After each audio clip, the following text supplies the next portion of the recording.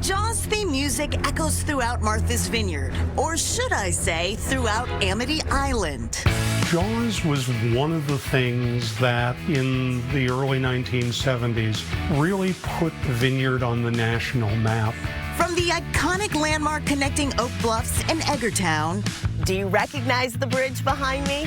To the hotel where cast and crew bunked. This was one of the buildings that they stayed in while they were filming. There's a lot of scenes at the Chappie Ferry, which is literally 10 steps away. And even the signs that make a visitor wonder, is Bruce the Shark still out there? So the mechanical shark was named Bruce in honor of Spielberg's lawyer. You're gonna need a bigger boat. It's been a half a century since Steven Spielberg's Great White swam into cinematic history.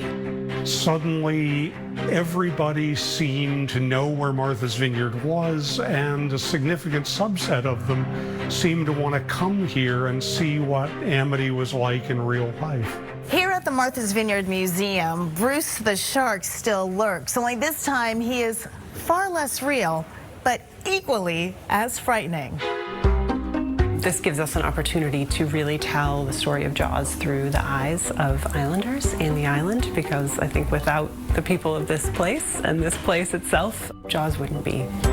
The 2025 exhibit, Jaws at 50, A Deeper Dive, was a treasure trove for superfans and first-timers alike. We were fortunate enough to be able to borrow a few things, including one or two of the yellow barrels that were in the filming and one of the two prop heads that were created of Ben Gardner. Iconic scene in the movie.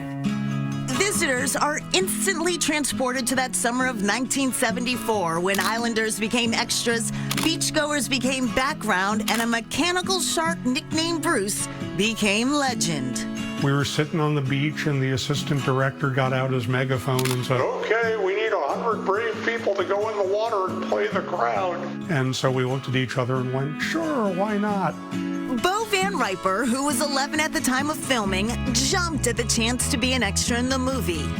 We and I guess 98 other people waded out and out and out and out. And he said, "Okay, now pretend you're in water over your head having a great time. And when the yellow helicopter flies over, panic and swim for shore." And because the water was only a little over waist deep, a bunch of people stood up and the director yelled, "Cut! You're in water over your head. Go back and do it again." And just when you're about to hum, dun-dum, dun-dum, dun-dum, and walk away, you hear sneakers instead of seeing fins, because Amity Island lives on, not just in memory, but on the pavement. We kind of joke about the Amity means friendship line in the movie. Amity, as you know, means friendship.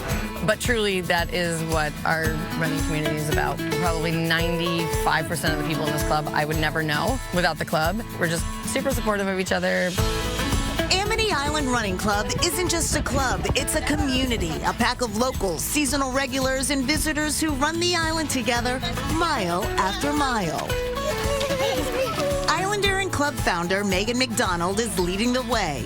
We really want people to know how fun running is, and it just kind of snowballed, and now we have 40 to 50 runners weekly, and we're a nonprofit, and we host a 5K. We're a pretty big part of the community. I joined the squad during their state beach run, which just so happens to cross Jaws Bridge. Coincidence? I think not. But here, I guess, the best way to stay ahead of the shark is to stick with the running pod. How are you guys feeling? I'm okay. You guys go fast. It's a good run.